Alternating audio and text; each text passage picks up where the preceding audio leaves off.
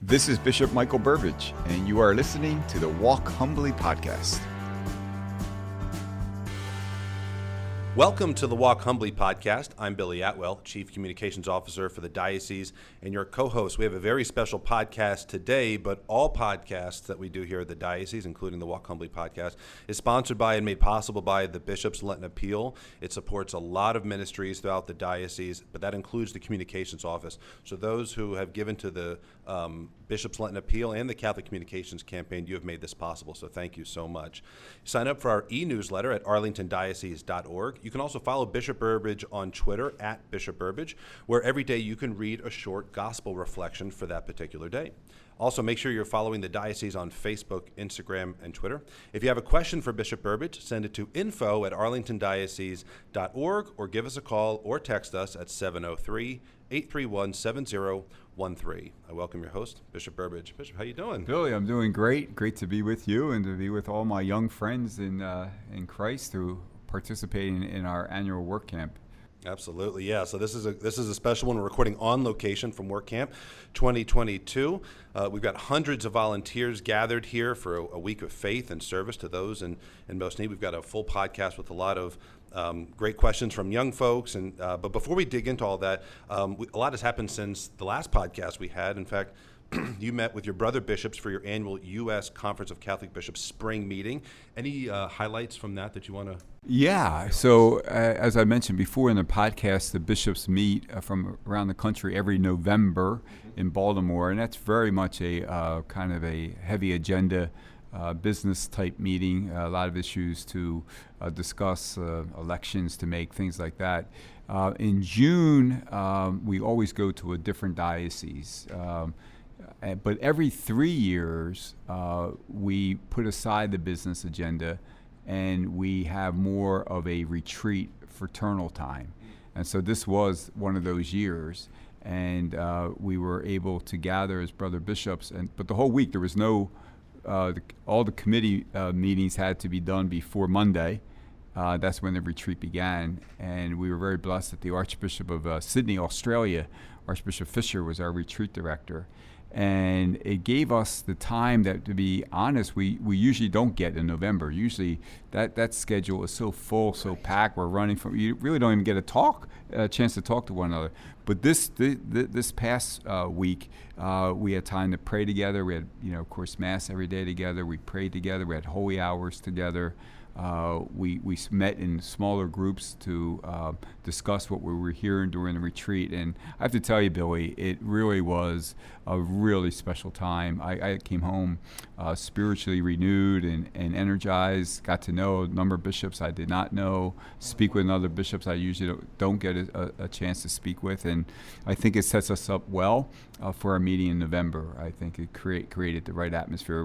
Bishops aren't spared from what we're facing in societies these days with many different issues, different opinions, different ways of looking at things. But one thing we do have in common is we all love the Lord, we all love the church, and we got to experience that this past week. It was great. That's wonderful. I'm glad you had that. You've talked before about how that fraternity with other bishops is important. Starting today, actually, is the beginning of the World Meeting of Families, and it's taking place in Rome. We even have some Diocese of Arlington parishioners who are going to be offering a keynote address at one of the sessions. Bishop, what should people know about the World Meeting of Families? Yeah, and so the Holy Father, as we know, often tells us that the strength that we have as a society will come from strong and holy families. And so he is stressing this world meeting to meet with families. A beautiful theme that they chose: family love, a vocation, and a path to holiness. So what a beautiful theme that is. And it concludes the year of Amoris Laetitia, which was the encyclical of our Holy Father 5 years ago. So it's the 5th anniversary of that. And this meeting is a little bit different. It's for invited guests only. Usually it's open to the public. Yeah. But this one is a little bit different, that it's invited guests. And as you mentioned, we have some from our diocese will be attending. And Ever and Soren Johnson have been asked to be speakers. And they're going to give a topic, discernment in daily family life. So we're well represented there. Yeah, absolutely. And the Holy Father asked that we have our own celebration, which we did just a couple Saturdays ago at our diocesan Family Life Festival, which I had Mass. And after the Mass, there were all kinds of music and activities, and it was so great to see families from throughout our diocese out on the grounds there, and a real reminder that all of us are called to be holy families. So that means that's the families who we love and respect each other, our parents, our siblings, our children and spouses. We pray together, and we're always willing to forgive one another. And so it was my prayer at that Mass that the Diocese of Arlington will be renewed in having holy families, such a gift to the Church. That's very good. And we should all be praying for the World Meeting of Families that it's successful and brings forth great fruit. This coming weekend, we have a diocesan pilgrimage to Philadelphia. This is a busy week. Lots going on here in the diocese, a lot of great things to cover. This is one of many pilgrimages that'll be taking place going to Philadelphia, most being conducted by parishes. This is part of our preparatory year, the 3 preparatory years we're having leading up to our Golden Jubilee in 2024, our 50th anniversary as a diocese. So some might wonder, why Philadelphia? Yeah, it has nothing to do with the current bishop being from there, first of all. Nothing to do with the cheesesteaks, nothing like that. But this is the year that, in our, as you mentioned, our preparation for our 50th anniversary, we've dedicated this whole year to the Eucharist. Right. And Philadelphia is blessed with 2 saints who were known for their devotion to the Holy Eucharist. St. John Newman, the 4th Bishop of Philadelphia, who started the 40 hours devotions, which we had in our diocese this past year, and St. Catherine Drexel, who founded the Sisters of the Blessed Sacrament, both known for their love for the Eucharist, and their shrines are there. St. John Newman in Girard Avenue there in Philadelphia. St. Catherine Drexel is at the Basilica Cathedral in Philadelphia. So we're going there on pilgrimage together to honor those 2 saints. We'll have prayer and Mass there, and we also will visit the seminary, St. Charles, where a number of our priests studied and were formed as priests. So very much looking forward to this trip, and again with a focus on the Holy Eucharist. You have a little experience at St. Charles. Yeah, I think I know that. I might be able to give a little inside baseball there. Yeah, right. And last topic before we get into the work camp issues as well. We've just finished a lengthy synodal process, and that followed after a strategic planning process we did here in the diocese. And this is part of the upcoming Synod of Bishops in Rome. We've spoken about this in the past on the podcast, but my questions are really just, do you have a timeline for when that public synopsis/document might be released, and what kind of issues should people expect to see reflected in that document? Yeah, so thanks for asking. So yes, we've concluded all the listening sessions that we had this past year, which were very, very fruitful. All of our parishes had at least one, many multiple. Mm-hmm. I was able to attend some of the parish listening sessions at various groups listening sessions. In fact, we began with our high school students. That was our first listening session. That was so inspiring. I mean, the young people really shared their experience of where they've encountered Christ in the church, where they maybe have met obstacles in the church, how they celebrate their faith, or maybe where they find it difficult to share their faith. And that really was part of the listening sessions throughout the diocese. And so how is we as a church or diocese, how are we helping people to encounter Christ? Or where are there obstacles? How can we better promote the truth, the goodness, the beauty of our faith? And we learned a lot. And so what we're asked to do now is to summarize the themes that surface the most, that we heard consistently.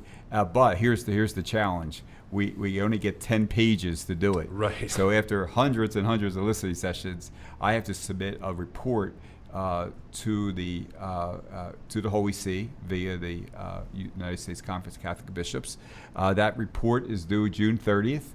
I'm happy to say it is completed. Oh, good. Just a final proofreading today, and I'll send it off probably today to the USCCB.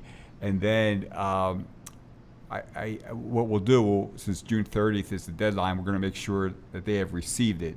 And then once they have received it, then we will make that entire 10-page report public to all the faithful in the diocese. Will be used in your office, our social media, our website, the Catholic Herald, to make that readily available so everyone in our diocese can see the fruits of the listening sessions. Very good. Well, thank you for that update.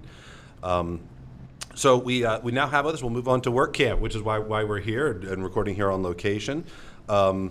So we introduce our Director of Youth, Young Adult, and Campus Ministry, Kevin Boley. Kevin, welcome. Thank you, Bishop. Thank you, Billy. Thanks for having me here. Kevin, it's great to have you on the podcast. As I mentioned earlier, this is when I came to the Diocese of Arlington about 6 years ago. I heard about this work camp that the Diocese of Arlington had. I had no idea what it was. And my first experience of it, I was like in awe of what takes place here. And here I am 5 years later, and I still have that sense of awe. It's just one of the most incredible things I think is done for young people. But for those maybe who are hearing about the work camp for the first time, just can you explain that, the history of the work camp in our diocese and how far it's come? Sure. So work camp started back in the early 90s, so it's over 30 years old at this point.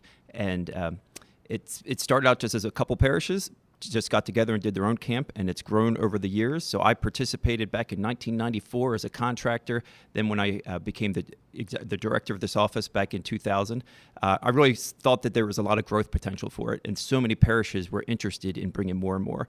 So we've built it over the years to right before the pandemic, we were over 800 young people, and then you throw in all the contractors and the adult leaders, you're well over 1,200 people coming together to live in a school for a week and serve throughout the community around that school. Yeah, so could you just explain, what is, I know we started the day today at 7 o'clock a.m. with Mass. Can you just run through what the typical day is like for all those here? Yeah, so work camp it's pretty intense. It's obviously, we want to start the day with Jesus. We start with the Eucharist. And so wake up music starts at 6:30 in the morning, and we get the young people out of the beds. And when I say beds, I use that term lightly. They're sleeping on air mattresses on the floor of a school. And they get up and they have about a half hour to make it down to the what we've set up as the church. The gymnasium is transformed into a church. And so we have Mass. And so it was great to have you there for Mass this morning. And then they quickly grab their breakfast. They hop in their minivans. They head out and they do service from roughly 9 o'clock to 4 o'clock each day. And we're talking pretty intense, we're a lot of roofs, a lot of wheelchair ramps. We do pretty significant projects. And then they head back, they get a shower, they grab dinner together, there's a little bit of social time, and then we have an evening program which always consists of some good speakers, some good music, some games, some fun, some videos highlighting the day, but then it always wraps up with a strong message of why we're here doing this. And then by 10:30, they're in their beds and sound asleep, getting ready for the next day. But it's a long day with that balance of work and prayer, right? Yeah. It's incredible to see. And last night is always one of my favorite nights, is that we also make available to the students the sacrament of reconciliation. So how proud I was that we have 30 some of our priests available last night, and as soon as we began, so many students, the lines were just incredible, celebrating God's mercy, and then concluding with the Eucharistic procession around the auditorium there. It was very, very inspiring. Yeah, it's absolutely beautiful. And by this point in the week, we've been talking about God's love for them so much that their hearts are just ready. So suddenly when they finally have the chance to get to confession, we say, okay, right, confession lines are open. Boom, the whole gym jumps up and they want to jump in line. Right. Now, how do you find out about the people who need help or need work done? Yeah, so once we figure out where the school is that we're going to be staying, we contact all the social service agencies in that area, and we let them know here's what we want to do. And so they start giving us the contacts. They start sending us the names of the residents, and then my staff goes out and visits each one. We check what kind of projects we can do there. So even just yesterday, I was standing out in front of the school, and a gentleman drove up and said, "How do I get my house on the list?" Wow. And so he stood there and spoke for a little while about his particular need, because the community starts to know here we are and what we're doing. And there's an expert contractor with each group, right? Yeah, the only way we can possibly accomplish these kind of jobs is so there's typically 5 young people on every site, 1 adult leader that's really there to look out for the young people and their safety, but then a contractor that gives their whole week to come and provide their expertise in how to do these projects. How difficult was it to adapt in the COVID era to ensure work camp? Yeah, so this is our first. So 2019 was our last one. So it's been 3 full years since we were doing a work camp like this. So yeah, I don't know if 2020 we did a very a distance version where people had to stay almost at home, and then in 2021 we did a little bit more around each parish. But we're really happy to be back here now. But just even finding a school system that was willing to open up their doors for us in the midst of this pandemic was very difficult. Right. And part of it, too, is the engagement with the people on site, right? Not necessarily Catholics, but just people who are in need. But that's right. There usually is an engagement by the end of the week. Right. Yeah. So we try to find places where there's actually going to be a resident there during the day, because so much of this is for the young people to be meeting the resident and to be talking and sharing life together. Because oftentimes we come thinking we're here to provide something for these residents, but by the end of the week we go home and discover that no, these residents are actually providing something for us and really changing our lives as well. So we want to create that interaction. And in the midst of COVID, that has become difficult. But we've found a lot of projects where we're working outside predominantly, not so much inside, and the residents are so excited that these young people are coming to spend their week here. Kevin, we know that when you're talking about the finding the sites, getting the expert contractors, the staff, the volunteers, this is like a year-long preparation, isn't it? That's right. Yeah. So at this point, we're already talking about next year, where we'll be, and then it takes a whole year to get all the sites. But then even just the parishes in October is when they need to register for next year. Sometimes we'll get emails in May that say, "Hey, I want my child to go to work camp." Oh, that started back in October, so it fills up really quickly. Well, I know I speak with our young people in just expressing profound thanks to you, the members of your team, and all of our adult contractors, volunteers, and staff. We couldn't do it without them. So thank you so much for your leadership too, Kevin. Thank you, Bishop. Appreciate it. Yep. Very good. All right, and we're going to welcome up some of the young people who are participating in this week. It's going to be Matthew, Keegan, Grace, Caroline, and Nafi. Bishop, while they're getting settled in here, I have a question for you. After the pandemic, like Kevin had said, it's been a few years since we've been in a position like this. Did you ever think we would be back to actually having in-person major gatherings like this? I really didn't. I was glad that we were able to do it locally.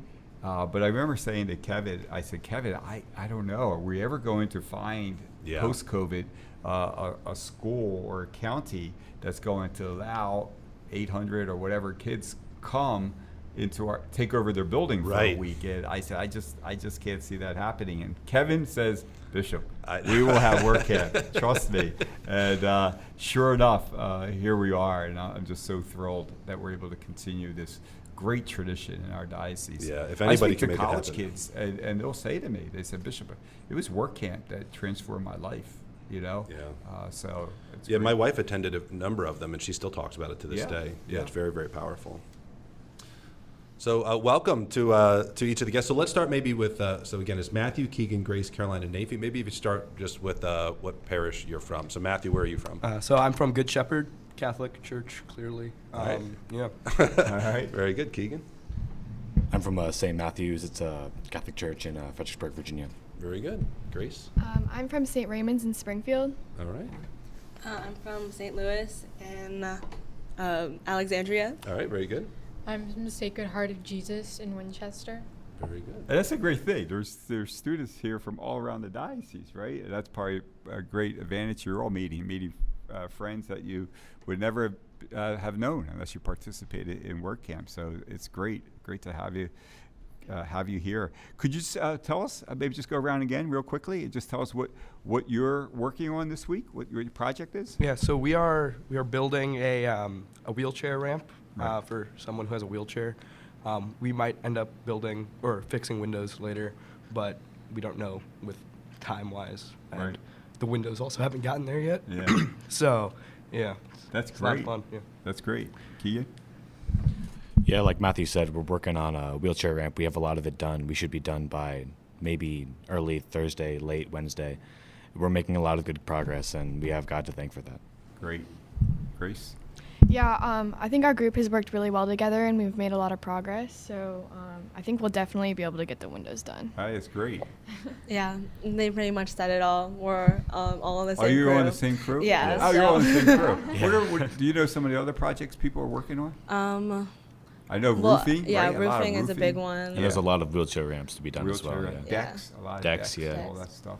There's even some plumbing and things like that being done. Oh, wow. I think someone's painting a house Painting too. a house, Yeah. yeah. It's incredible, really is. Well, that's excellent. So tell me, so as young people, you have all kinds of options in the summertime of how you could spend a week. And yet you chose to spend a week, which is a significant amount of time, here doing some really hard work and some long days. Why did you choose to do that? Why did you choose to participate? So my brother, he went for 4 years, and so I always looked to him as like an example, and so I wanted to go for the longest time. And when I've gone. This is my third time. This is my first time at the big thing, and it's a great way to like grow closer to God, and meet people that I would normally not talk to. Thank you. Thank you, Matthew. Yeah, like Matthew said, it was a really great experience the first time I went. Talking with other people in my parish who have been to work camp also, they said it was a really uplifting experience, a really good connection with God, and I wanted to experience that. So I went last year. It was the smaller work camp. It was the COVID work camp, and I got an awakening. It was a great experience, and I wanted to see what it was like full throttle this year, post-COVID. Great. So my sister came to work camp 2019, 2020, and she said she really enjoyed it, so I wanted to come, and we're on the 4th day, and I'm very grateful I came already. Yeah, I went 2019 when it was fully going, and I really liked it. I enjoyed just being in a huge group with a bunch of teens who are my age, who share my religion, and also strengthening my relationship with God. But yeah, it's a great week, and I look forward to it every year. But this is my last year, so. Oh, okay. You'll be back someday as one of the group leaders. Yeah, I'm I sure. definitely want to come back to home base. All right, great. Could anyone talk to me about the reaction? Have you encountered like the people you're helping? Is there anything significant there? Yeah, it's a really good experience. We try to spread, of course, the word of God to our resident, and they're awfully great and welcoming to the word of Christ, and it's a really good experience. To So spread you the talk word. about your faith with them? Yeah. Yeah. No, normally we try to invite them out for lunch, and we talk about our devotions every day. Right. Yeah, and they were very gracious to put some ice pops in the freezer for us that we could, snack on in between working. Right. That was great. I heard a powerful story from one of your friends this morning, and the individual where they're working just was, he was happy they were there to do work, but wasn't initially the most gracious in encountering them. And as the couple of days went on, there they were yesterday having lunch together. And it was the first time they saw him smile. And he says, I just never knew there were still such good people like this out in the world. And something has changed in me, my hope. And I thought, wow, that's really powerful, because we never know how the Lord's going to use what we do to transform the hearts and the lives of people. And that's what you guys are doing. So I really appreciate that. How has this past year, or past 2 years, let's say, I know the COVID pandemic has impacted all of us, right? How has that changed your perspective on what really matters in life? It has made me realize the importance of faith, because it's been a kind of a challenging time to, especially like be going to school and stuff. You don't see all of your friends all the time as much, and so you need to rely on God to help get out of the struggle that you're in. Yeah. Thank you. Thanks for sharing that. Yeah. I know personally with me, with COVID, I've had a lot of time to reflect and think, and it's been a great opportunity to like work on myself, and specifically with God, and strengthen my relationship with Jesus. Great. Yeah, I think I really needed this week to kind of like take a break from actual life, leave my phone at home, and kind of like have a week in prayer and service. And I've met a lot of new friends, and I really like that. So that's part of the week, right? Because I don't see any of you on cell phones. So Yeah. You give up your phone the whole week? We do. Wow. Surprisingly easy. I didn't think it was going to be. You probably thought it was going to be impossible, right? Yeah. So, but you found it easy? Yeah, Yeah. I really like the break, actually. It gives you a sense of freedom, doesn't it? Mm-hmm. Yeah, because we could be so just attracted to can't put it down. So, yeah, I was wondering. I said, usually I see young people on their phones all the time. I didn't see any of you, so that's the reason. Yeah. What was the question? I think at the beginning of COVID, when everything shut down, I totally embraced my faith and I started reading my Bible every day, and I just felt so on fire. But as COVID stuck around, I kind of fell off the edge a little bit and went back to normal life. And this week is really good for my, regrowth and just finding that relationship where I was before. Of course, I'm not going to be on fire all the time, but just the reminder that he's always there and that, I'm not forgotten or anything like that. It's really uplifting. Yeah, it also reminds us that that's how God made us, right? To be in communion with one another. We need one another. And I think that's what you're saying. We're lifting up each other, encouraging each other in faith. So that's good. So how about for a young person, they haven't yet made their way to work camp. They keep thinking about it. And he keeps saying, well, maybe next year I'll go. What would you say to a young person thinking about coming to work camp? It's a really great experience, both in the religious aspect and also the social aspect. If you're looking for a lot of new friends, work camp is a great place to go. If you're not really extroverted, just staying with your crew gives you a lot of opportunities to meet new people. And if you want to be more extroverted, you have thousands of other kids waiting to be meeting you and talking with you and sharing their faith. That's great. Yeah. I mean, I agree. I tried to get a bunch of my friends to go this year, and they ended up flaking a little bit. But it's a great environment, and we go through some tough things with some of the showers and, obviously the sleeping long arrangements. lines there, yeah. It's always cold. But it's always cold. It's always cold. Yeah. But I would totally recommend going just, for a week and trying it out. Yeah, that's right. Kind of like sometimes, those sacrifices, things that aren't convenient, kind of help to build our character, right? To make us stronger. We celebrated Mass today, or the feast of the patron saint of the Diocese of Arlington, St. Thomas More. Anything providential about that? Is there anything that you think his examples teaching us this week?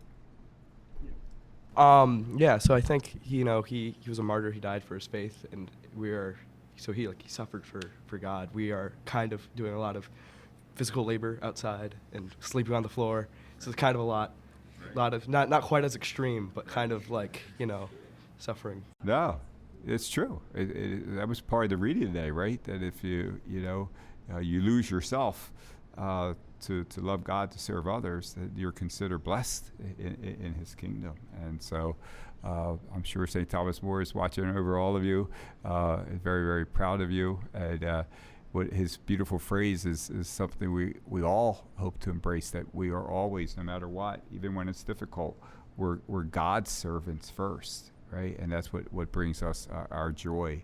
And I know you're bringing a lot of joy to the people that you're meeting out in the project where you're doing your work and your projects.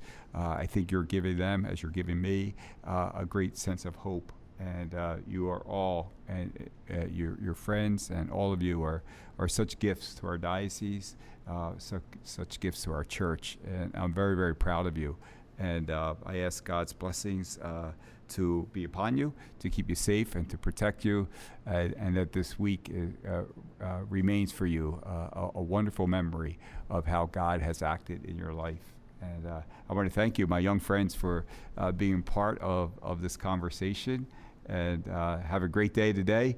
And I know you have some work to do. And so thanks for allowing some of your time to be with us and our listeners. So thank you, everyone. Thank you for having us. Yes. So you guys can hang out while we finish up the podcast. We have some questions from your colleagues. Actually, one of you, I think, maybe even submitted one of these questions. Are these from the work camp? Yeah, so yesterday during dinner, which I know is a dangerous thing to get in between anyone and their food, but I went around and asked people, do you have a question you'd want to ask the bishop for his podcast? And so I've got a whole list of those here, Bishops. Are you ready? Okay. All right. So the first one I thought was pretty funny. You'll understand in a moment. What do you do with your free time? And then I followed up with, does he have free time? Because I look at your schedule, I'm not sure. You have any? There's not a lot, but it's a very good. I always say it's a very good busy. You know, Yeah, right. It's true for all of us as you guys are discerning your vocation, right? If you love what you're doing, if you're passionate about what you're doing, it doesn't feel like work. And so thank God I love serving the Lord in this wonderful diocese.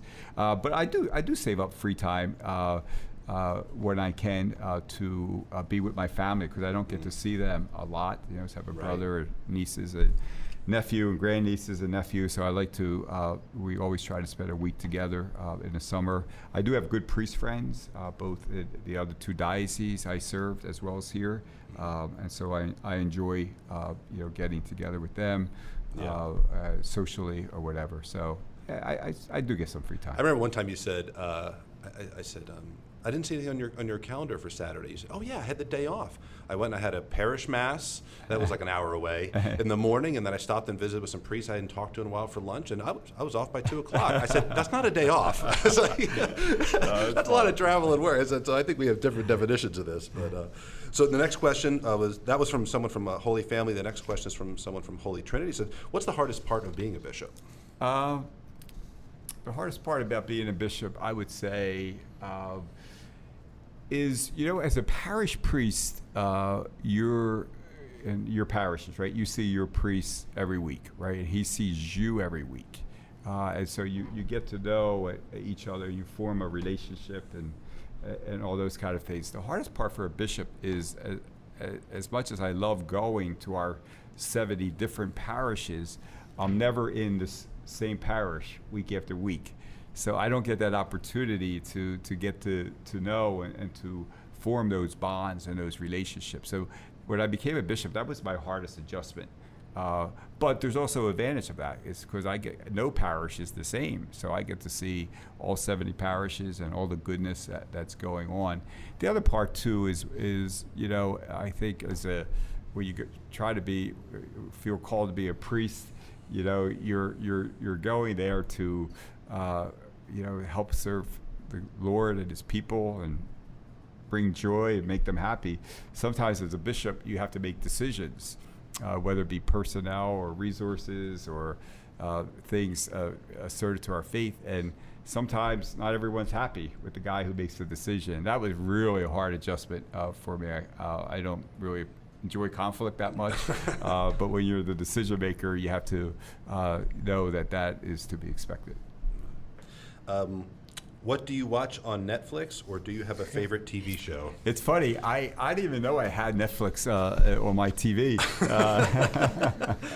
And so my brother recommended that I watch a movie on Netflix, a basketball movie called, I think, Hustle. Is that what it's called? It was the NBA. Of course, it was filmed in Philadelphia and things like that. So I did watch that the other night. I enjoyed it. But I love watching sports. That is really one of the things I do. I should say relax. I get too passionate, I think. But I do love, if I do have time, I love watching college sports or pro football. Very good. Yeah. All right, this next question, I said, I have to ask it because I don't know the answer. I said, I heard you blessed a bunch of Irish pubs when you first came to the diocese. Is that true? I've never heard this before, but I got to ask. Did they say blessed or visited? They said blessed. No, I did bless one. I do remember blessing. I do remember blessing one Irish pub when I came here, but I think that's it. Okay. I said that was a pretty smart move, though. A bunch of Irish Catholics probably hanging around there. This question, what made you decide to become a bishop? That's always an interesting question. You don't decide to be a bishop in the Catholic Church. They tell you, all right? So they have a process that they seek recommendations and they get feedback. And a lot of people participate in the feedback. Other bishops, priests, religious lay people, anyone that knows you. But you don't even know you're being considered to be a bishop. Even though this process is going on. So you simply get a phone call and just say, the Holy Father has named you bishop, and you're to say yes, and that's it. and your life changes. And so most of the bishops I know, myself included, all we ever wanted to do was to be a parish priest. And yet God has a plan for each one of us. And I've always been taught and come to know is true that when we say yes to what God is asking, sometimes it's very different than what we expect. But if we say yes to what he's asking, it always works out.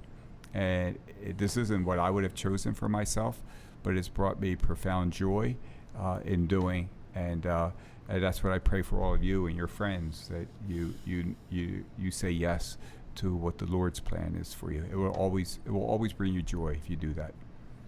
All right, then we've got two questions that were somewhat similar, so I'll ask them together. One was from Holy Trinity, the other from someone at St. Raymond's. What's the most miraculous thing to ever happen to you? And then the other one was, have you witnessed a miracle? I figure those are kind of related, maybe. Never like in a dramatic way, you know, like I've never had like a vision or anything like that, you know, but truly, and I really say this sincerely, is that there's never a day as a priest that you're not aware of the greatest miracle. When you stand at the altar and celebrate Mass, and through your prayers and consecration, the bread and wine are transformed to the body and blood of Christ. You never take that casually. You know this is a miracle in which I'm participating. And so that's probably the greatest miracle. And also, maybe all of you guys would be able to say the same, that, you know, we've all had difficult times in our lives and struggles, you know. It's like, how am I ever going to get through this? You know, where am I going to find the strength to deal with this, whether it be, you know, the death of a loved one or some sort of cross you're carrying yourself. And all of a sudden, somehow, some way, you manage to persevere, and you manage to rise to the occasion, and you're made aware that I didn't do that by myself. So I think those miracles happen in our lives. Would any of you ever say you've experienced something miraculous in your life? I guess I kind of have, I've come from a dark past. I mean, I've done a lot of bad things. I mean, it's been pretty rough, but I've recently, since I was confirmed, tried to pursue a better life in Christ, and it's been a great experience. You know the difference, right? Mm-hmm. Yeah. Of course. Thanks for sharing that. Of course. Yeah, appreciate that. Yeah. Very good. All right, the next question is not quite as highbrow as that one. This one is, what's your favorite flavor of ice cream? So we're going to take a step back for a moment. Oh, that's such a hard question. Yes. Yeah, I'm not adventurous at all, so chocolate chip, I would say. Oh, that's good. Yeah. Not mint chocolate chip. The original, right? If you had to change your name, as some religious men and women have to do when they enter religious life, what would that be? That was someone from St. Was that you, Caroline? Okay, she asked that's a good question. Yeah. That's a good question. Someone asked me that question right before the election of our Holy Father, and they said, "So if you were elected Pope, because you have to change your name, what name would you choose as Pope?" It was one of the grade school kids asked me that, and I said I would become Pope Francis. I said Francis, and this was before the new Pope came, Francis, and I was like, oh my goodness, this is incredible. But that's actually my confirmation name. It's the name, I love St. Francis of Assisi. It's the name of my father, my brother, my nephew, my grandnephew, so I think it would have been Francis. That's a great one. Yeah. All right. What was your faith journey like as a teenager? Well, I would say,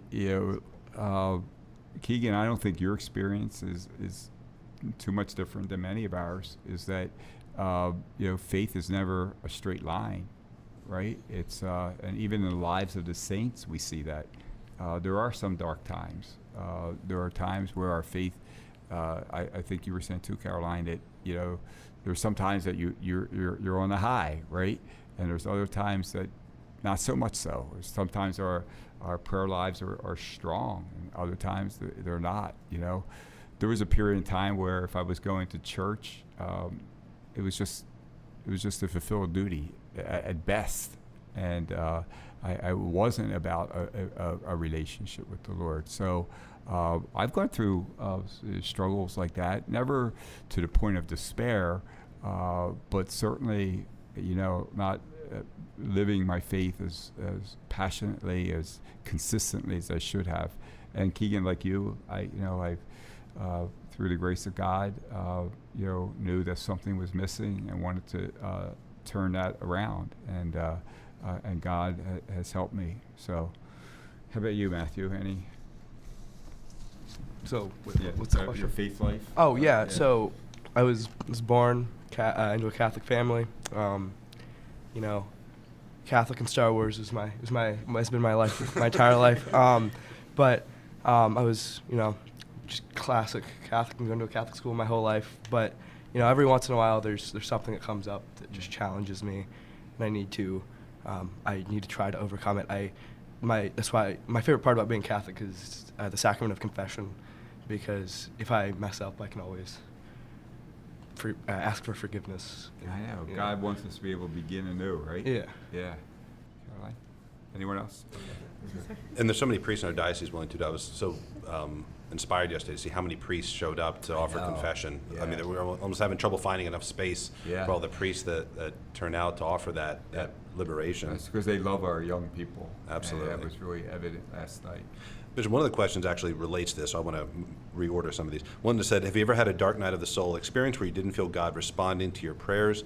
If so, how did you work through it? But if not, what advice would you have for somebody? So, somebody that was, Keegan a year or two ago, or someone that's in that spot where they're not feeling, they're maybe going through the motions, maybe not. What would you ask them to kind of build into their life to re-energize their faith and to re-inspire themselves in the faith? Right. I think just the sense of being honest with yourself, that if you are hurting, or there's a certain wound, or there's something you're struggling with, that's okay, but you got to bring it to the light. If you keep it to yourself and deep within, that it can never be healed. So you expose it to God. You bring that to your prayer. This is what is hurting me. This is a wound that feels really like very deep, or a hurt I'm experiencing. You bring it to the Lord, and maybe even sometimes with trusted people that God places in your life, because He uses them as His instruments. So sometimes it could be a teacher, or a counselor, or a trusted friend, or that you're able to share with. You don't have to pretend that everything's perfect. This is something I'm dealing with, and then you're patient in the sense of God's never going to abandon you, but we sometimes want immediate results. I pray, so therefore the answer had. But sometimes that's a process, and it's in God's time. But God will always give you what you need, and sometimes it's different, like I said, than what you expect. But not to panic if things are not as strong in your faith life as you want, or prayer life, or if you are hurting. It's part of our human condition, and that Christ entered into to help us and to heal us, and He will always do that. So, but the more you're able to not keep it within, but give it to God and those that He sends to help you, the better. Very good. All right, the last question. Who is your favorite seminarian?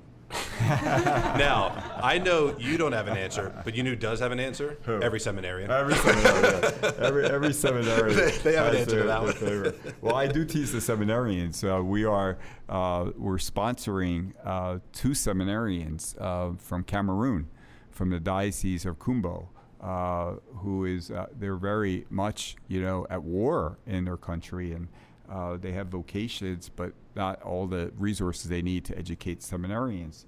So that bishop asked me if we, as a diocese, because of the good generosity of our people who support vocations, our seminarians, would we be able to assist them in their training?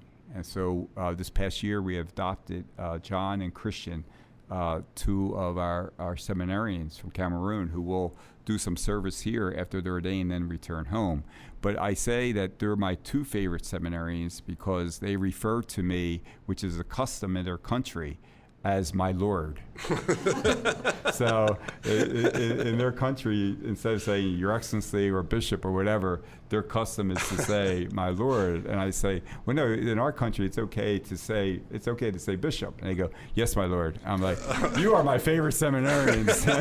It's raising the bar for the other seminarians, right? But I really do love, sincerely, all of our seminarians. They're just like the apostles. You know how the Lord called the apostles? They were all different. They all had different personalities. They all had different temperaments. They all had different gifts and weaknesses. And you look at our seminarians, it's the same way. Like their personalities vary, their temperament, their gifts, and yet they share the same call. And their hearts are so good.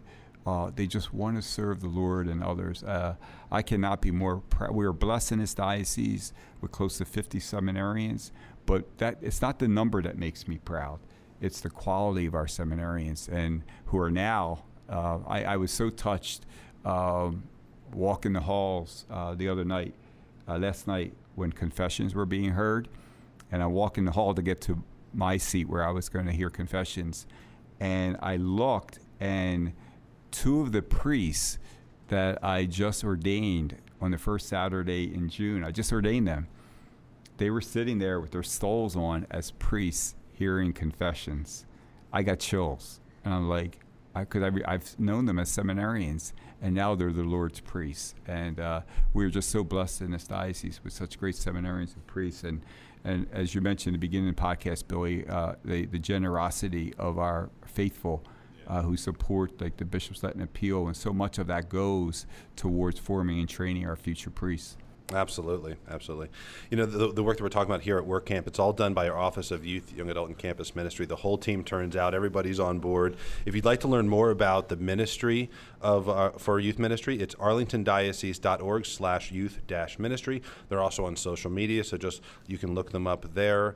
And again, thank you to all who support the diocese through the Bishop's Latin Appeal and through their parishes. That's made Work Camp possible, and all of these materials and the logistical needs have been made possible through financial gifts, but also a lot of time investment.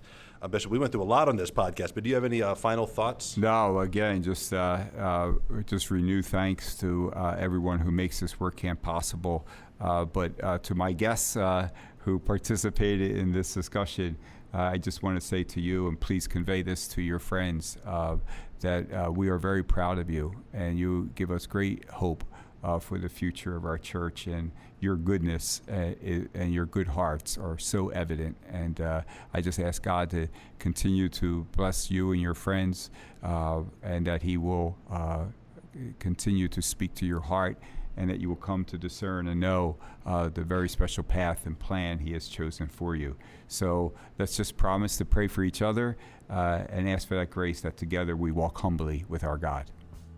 Thank you for listening to the Walk Humbly podcast. Make sure you check out more episodes on iTunes, Google Play, Stitcher, and Spotify. You can follow me on Twitter at Bishop Burbidge, where I offer gospel reflections each morning and share photos and updates of what is going on in the Diocese of Arlington. Stay up to date with news, event information, and inspirational content by subscribing to our e-newsletter at arlingtondiocese.org.